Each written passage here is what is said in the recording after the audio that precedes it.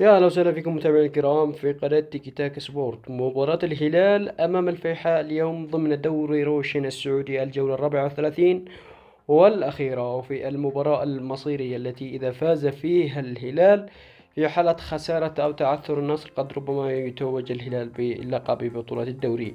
طبعا تفاصيل المباراة وأيضا القنوات الناقلة مع المعلقين. قبل البدء ادعمنا بلايك واشترك في القناة وفعل الإشعارات لتتواصل بكل جديد، وشاركنا توقعاتك، هل سيفوز الهلال في هذه المباراة؟ وذلك بتعليق أسفل الفيديو.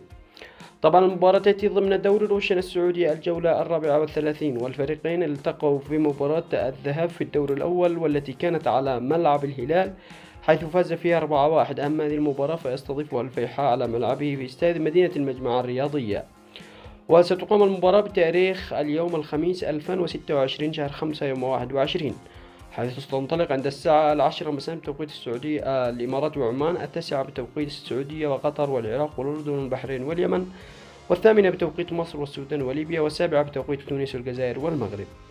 وأما القناة الناقلة فبإمكانكم مشاهدة اللقاء حصريا عبر قناة 8 بتعليق مشاري القرني وأيضا تطبيق 8. نتمنى التوفيق للزعيم، دمتم بأمان الله.